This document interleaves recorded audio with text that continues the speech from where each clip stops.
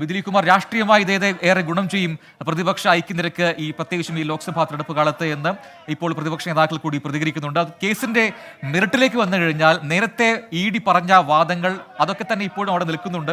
കോടതി നേരത്തെ ഈ പല ഘട്ടങ്ങളിലും അതിന് തെളിവില്ല എന്നൊക്കെ പറഞ്ഞെങ്കിലും അതിലെ വാദങ്ങൾ ഇനിയും തുടരും. ഇപ്പോഴുള്ള ഈ 21 ദിവസ ജാമ്യം രാഷ്ട്രീയമായി ആം ആദ്മി പാർട്ടിക്കും ഇന്ത്യ സഖ്യത്തിനുമൊക്കെ ഗുണം ചെയ്യുമെങ്കിലും ആ കേസിലെ കാര്യങ്ങൾ, കേസിലെ വാദങ്ങൾ ഇനിയും തുടരുമെന്നാണ് കോടതിയും പറയുന്നത്. പക്ഷേ എത്രയും പെട്ടെന്ന് തന്നെ അതിലൊരു കൺക്ലൂഷൻ ഉണ്ടാക്കാം എന്ന് ജസ്റ്റിസ് ഖന്ന വ്യക്തമാക്കിയിട്ടുമുണ്ട്. അപ്പോൾ ആ കേസിന്റെ മെറിറ്റിലേക്ക് വന്നു കഴിഞ്ഞാൽ അതിനെ എങ്ങനെയാണ് ഈ ഘട്ടത്തിൽ കാണാൻ സാധിക്കുക? പ്രജിൻ, കേസിന്റെ മെറിറ്റിലേക്ക് കോടതി ഇപ്പോൾ കടന്നിട്ടില്ല. കാരണം ഒരു ഇടക്കാല ജാമ്യം അരവിന്ദ് കെജ്രിവാളിന് നൽകുന്നു. അതും ഭരണപരമായ കാര്യങ്ങൾക്കല്ല, പ്രചരണത്തിന് വേണ്ടി ഒരു ഇടക്കാല ജാമ്യം നൽകുന്നു എന്നതാണ് സുപ്രീം കോടതി വ്യക്തമാക്കിയിരിക്കുന്നത്. അദ്ദേഹത്തിന് ഫയലുകളിൽ ഒപ്പിടാൻ കഴിയില്ല, മുഖ്യമന്ത്രി എന്ന നിലയിൽ ആ അധികാരം അദ്ദേഹത്തിന് ഉപയോഗിക്കാൻ കഴിയില്ല. പക്ഷേ ആം ആദ്മി പാർട്ടിയുടെ തെരഞ്ഞെടുപ്പ് പ്രചരണത്തിന് അദ്ദേഹത്തിന് അനുമതിയുണ്ട് എന്ന കാര്യമാണ് ഇപ്പോൾ കോടതി വ്യക്തമാക്കിയിരിക്കുന്നത്. മാത്രമല്ല, ഈ ജാമ്യത്തിൻ്റെ ഇടക്കാല ജാമ്യത്തിൻ്റെ കാലാവധി 4 ദിവസം കൂടി നീട്ടണം, 5-ാം തീയതി ജൂൺ 5 വരെ നീട്ടണമെന്ന് കെജ്രിവാളിന് വേണ്ടി ഹാജരായ അഭിഷേക് സിംഗ്വി ആവശ്യപ്പെട്ടിരുന്നു. പക്ഷേ കോടതി അക്കാര്യവും അനുവദിച്ചില്ല.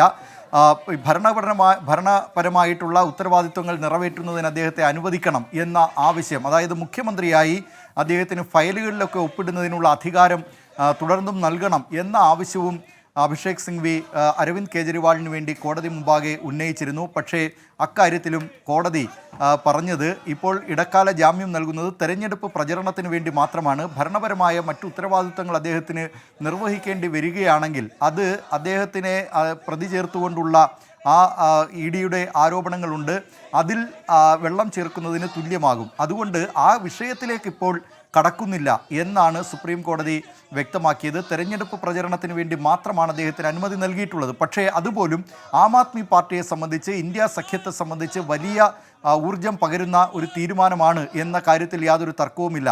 ഇ.ഡിയുടെ വാദത്തിനിടെ തന്നെ സോളിസിറ്റർ ജനറൽ തുഷാർ മേത്ത തന്നെ പലപ്പോഴും സുപ്രീം കോടതിയുടെ ശ്രദ്ധയിൽപ്പെടുത്തിയിരുന്നത് ഇങ്ങനെ ഒരു കീഴ്വഴക്കം സുപ്രീം കോടതിയുടെ ചരിത്രത്തിൽ അല്ലെങ്കിൽ രാജ്യത്തെ നീതിന്യായ സംവിധാനത്തിൻ്റെ ചരിത്രത്തിലില്ല. ഏതെങ്കിലും ഒരു പ്രതിയെ അദ്ദേഹത്തിന് തെരഞ്ഞെടുപ്പ് പ്രചരണം നടത്തുന്നതിന് വേണ്ടി ഇടക്കാല ജാമ്യം നൽകുന്ന ഒരു പ്രവണത മുമ്പ് ഉണ്ടായിട്ടില്ല. ഈവൻ സ്ഥാനാർത്ഥിയായാൽ പോലും ആ സ്ഥാനാർത്ഥി കസ്റ്റഡിയിലാണെങ്കിൽ സ്ഥാനാർത്ഥിയെ ഈ തെരഞ്ഞെടുപ്പാണ്, അതുകൊണ്ട് തെരഞ്ഞെടുപ്പ് പ്രചരണം നടത്തണം എന്ന് പറഞ്ഞുകൊണ്ട് നേരത്തെ ഒന്നും അങ്ങനെ പുറത്ത് അല്ലെങ്കിൽ പ്രചരണ രംഗത്തേക്ക് വിടുകയോ അല്ലെങ്കിൽ അവരുടെ കസ്റ്റഡിയിൽ നിന്ന് വിടുകയോ ചെയ്തിട്ടില്ല. ആ കീഴ്വഴക്കം തന്നെ തുടരണം എന്നാണ് ഇ.ഡി ആവശ്യപ്പെട്ടത്. പക്ഷേ സുപ്രീം കോടതി അക്കാര്യം തള്ളിയിരിക്കുകയാണ്. കോടതി ചൂണ്ടിക്കാട്ടിയ ഒരു പ്രധാനപ്പെട്ട കാര്യം, അരവിന്ദ് കെജ്രിവാൾ ഒരു സ്ഥിരം കുറ്റവാളിയോ അല്ലെങ്കിൽ വലിയൊരു ക്രിമിനലോ അല്ല, ആവർത്തിച്ച് ഈ കുറ്റകൃത്യങ്ങളിൽ ഏർപ്പെടുന്ന ഒരാളല്ല. അതുകൊണ്ട് അദ്ദേഹത്തിന് ഇടക്കാല ജാമ്യം നൽകുന്നു എന്നാണ് പറഞ്ഞത്. ജൂൺ 1 തീയതി വരെയാണ് ഇടക്കാല ജാമ്യം. ഡൽഹി സംസ്ഥാനം 6ാം ഘട്ടത്തിലാണ്, രാജ്യത്തെ ലോക്സഭാ തെരഞ്ഞെടുപ്പിൻ്റെ 6ാം ഘട്ടത്തിലാണ് വിധി എഴുതാൻ പോകുന്നത്. മെയ് 25-നാണ് ഡൽഹിയിൽ ലോക്സഭാ തെരഞ്ഞെടുപ്പുമായി ബന്ധപ്പെട്ട വോട്ടെടുപ്പ്. അതുകൊണ്ട് തന്നെ 1 തീയതി വരെയാണ് ഇദ്ദേഹത്തിന് ഇടക്കാല ജാമ്യമുള്ളത്. 2-ാം തീയതി കീഴടങ്ങണം എന്ന കാര്യവും സുപ്രീം കോടതി ഈ ഇടക്കാല ജാമ്യം അനുവദിച്ചുകൊണ്ടുള്ള വിധിന്യായത്തിൽ പറഞ്ഞിട്ടുണ്ട്. ഏതായാലും ആം ആദ്മി പാർട്ടി ഡൽഹിയിൽ അവർ നേരത്തെ തന്നെ അവരുടെ ഈ അരവിന്ദ് കെജ്രിവാളിനെ ജാമ്യം നിഷേധിച്ചപ്പോൾ അല്ലെങ്കിൽ അദ്ദേഹം ജയിലിൽ തുടർന്നപ്പോൾ ജനങ്ങൾക്ക് മുന്നിൽ വെച്ചിരുന്ന മുദ്രാവാക്യം ജയിൽ കാ ജവാബ് വോട്ട്സേ എന്ന മുദ്രാവാക്യമായിരുന്നു. ജയിലിനുള്ള മറുപടി വോട്ടിലൂടെ എന്ന പ്രചാരണമായിരുന്നു ഡൽഹിയിൽ ആം ആദ്മി പാർട്ടി നടത്തിക്കൊണ്ടിരുന്നത്. അതിന് ആ പ്രചരണത്തിനും കൂടുതൽ ഊർജം, അത് ജയിലിനുള്ള മറുപടി എന്ന നിലയിൽ മാത്രമാവില്ല. അരവിന്ദ് കെജ്രിവാൾ ഇനി സർവ്വശക്തിയും ഉപയോഗിച്ചേതായാലും തൻ്റെ ഭാഗം ന്യായീകരിക്കും തെരഞ്ഞെടുപ്പ് പ്രചരണ യോഗങ്ങളിൽ എന്ന കാര്യത്തിൽ തർക്കമില്ല. ബി.ജെ.പിക്ക് അത് വലിയ തലവേദനയായിരിക്കും. കഴിഞ്ഞ ലോക്സഭാ തെരഞ്ഞെടുപ്പിൽ ഡൽഹിയിലെ 7 ലോക്സഭാ സീറ്റും തൂത്തുവാരിയത് ബി.ജെ.പിയാണ്. ഇത്തവണ അരവിന്ദ് കെജ്രിവാളിൻ്റെ ഈ അറസ്റ്റുമായി ബന്ധപ്പെട്ട കാര്യത്തിൽ എന്തായിരിക്കും ഡൽഹിയിലെ ജനങ്ങളുടെ വിധിയെഴുത്ത് എന്നതൊക്കെ ഇനി അറിയാനിരിക്കുന്നതേ ഉള്ളൂ. ഏതായാലും ആം ആദ്മി പാർട്ടിയെയും ഇന്ത്യ സഖ്യത്തെയും, അവിടെ ആം ആദ്മി പാർട്ടി 7 സീറ്റുള്ളതിൽ 4 സീറ്റിലാണ് ആം ആദ്മി പാർട്ടി മത്സരിക്കുന്നത്, 3 സീറ്റിൽ കോൺഗ്രസ് ആണ് മത്സരിക്കുന്നത്. അങ്ങനെ കോൺഗ്രസ് ആം ആദ്മി പാർട്ടി സഖ്യം ഈ 7 സീറ്റുകളിലും മത്സരിക്കുമ്പോൾ അവർക്ക് വലിയ കരുത്തു പകരുന്ന ഒരു തീരുമാനമാണ് ഇപ്പോൾ സുപ്രീം കോടതിയുടെ ഭാഗത്തു നിന്നുള്ള ഇടക്കാല ജാമ്യം സംബന്ധിച്ച ആ വിധിയിലൂടെ ഉണ്ടായിരിക്കുന്നത്. പ്രജിൻ.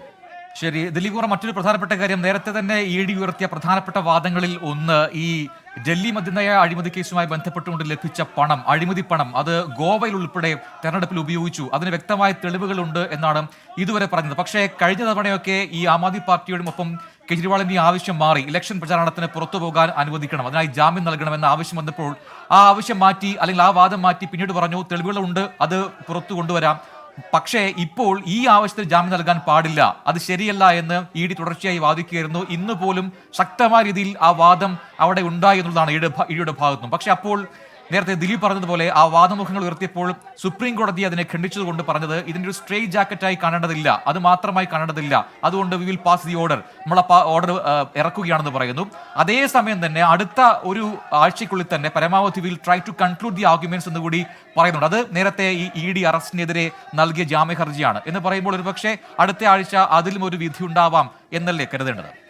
പ്രജിൻ, തീർച്ചയായും സുപ്രീം കോടതി ഈ വിഷയത്തിൽ വേഗത്തിൽ തീർപ്പ് കൽപ്പിക്കാം. എന്താണ് ആരുടെ ആവശ്യമാണ് അംഗീകരിക്കുക എന്നതൊക്കെ കോടതി അതിൻ്റെ സൂക്ഷ്മ പരിശോധനയിലൂടെ ഇനി തീരുമാനങ്ങളൊക്കെ അറിയാനിരിക്കുന്നതേയുള്ളൂ. പക്ഷേ ഏതായാലും ഇപ്പോഴുള്ള ഇടക്കാല ജാമ്യം, പ്രത്യേകിച്ച് ഡൽഹി സംസ്ഥാനത്ത് തെരഞ്ഞെടുപ്പ് നടക്കാനിരിക്കുകയാണ്, ആ ഘട്ടത്തിൽ ഇങ്ങനെ അരവിന്ദ് കെജ്രിവാളിന് തെരഞ്ഞെടുപ്പ് പ്രചരണത്തിന് മാത്രമായി ജാമ്യം അനുവദിച്ചത് അതൊരു നേരത്തെ ഇന്ത്യയിൽ കേട്ടിട്ടില്ലാത്ത കാര്യമാണ്, ഒരു അസാധാരണമായ സംഭവമാണ്.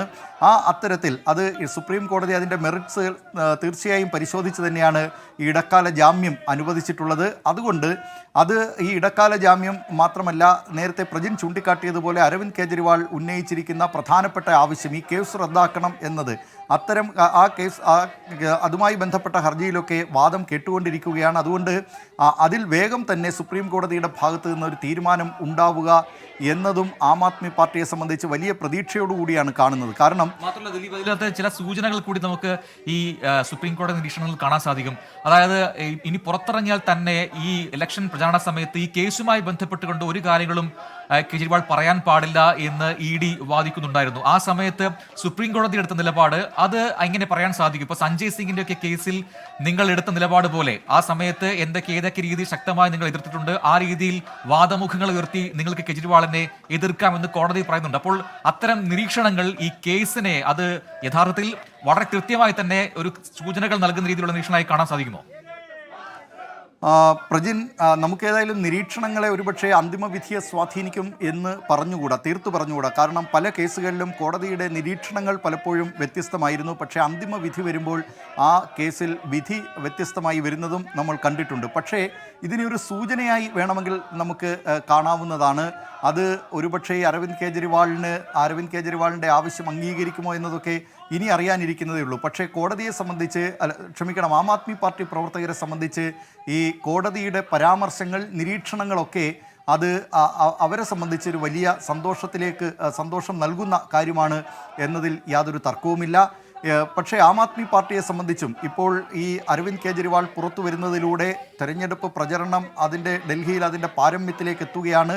ആ ഘട്ടത്തിൽ കെജ്രിവാൾ പുറത്തു വരുന്നത് വലിയ തോതിൽ ആം ആദ്മി പാർട്ടി പ്രവർത്തകരെ സംബന്ധിച്ച്, സ്ഥാനാർത്ഥികളെ സംബന്ധിച്ചൊക്കെ ഊർജം പകരുന്ന കാര്യമാണ് എന്നതിലും യാതൊരു തർക്കവുമില്ല.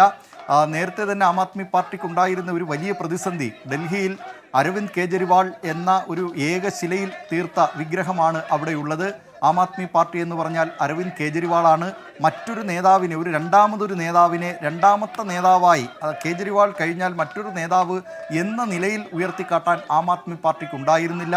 പഞ്ചാബ് മുഖ്യമന്ത്രി ഭഗവന്ത് മാനുണ്ട്. പക്ഷേ ഡൽഹിയെ സംബന്ധിച്ച് അരവിന്ദ് കെജ്രിവാൾ മാത്രമാണ് ആം ആദ്മി പാർട്ടിയുടെ മുഖവും ആം ആദ്മി പാർട്ടിയുടെ തീരുമാനങ്ങൾ എടുക്കുന്ന എല്ലാ ഘടകവും എന്ന് പറയുന്നത് കേജ്രിവാൾ മാത്രമായിരുന്നു. കേജ്രിവാൾ ജയിലിൽ കഴിയുമ്പോൾ ആം ആദ്മി പാർട്ടി വലിയ തോതിലുള്ള ഒരു പ്രതിസന്ധി, അത് നേതൃതലത്തിൽ ഒരു പ്രതിസന്ധി നേരിട്ടിരുന്നു. ചില നേതാക്കളൊക്കെ ഈ കേജ്രിവാളിൻ്റെ അറസ്റ്റിനെതിരായ പ്രതിഷേധങ്ങളിൽ പങ്കെടുക്കുന്നില്ല എന്ന ആരോപണം പോലും ഉയർന്നു വന്നിരുന്നതാണ്. പല പ്രധാനപ്പെട്ട നേതാക്കളും ഈ പ്രതിഷേധങ്ങളിൽ നിന്നൊക്കെ വിട്ടുനിൽക്കുന്നു എന്ന തരത്തിലുള്ള ആരോപണങ്ങൾ കേട്ടിരുന്നതാണ്. പക്ഷേ അതിനെയൊക്കെ മറികടന്ന് കൊണ്ടിപ്പോൾ അരവിന്ദ് കെജ്രിവാൾ ഇടക്കാല ജാമ്യം ലഭിച്ചുകൊണ്ട് തെരഞ്ഞെടുപ്പ് പ്രചരണ രംഗത്തേക്ക് വരികയാണ്. അത് ആം ആദ്മി പാർട്ടിക്ക് കരുത്തു പകരുമെന്നതിൽ യാതൊരു സംശയവുമില്ല.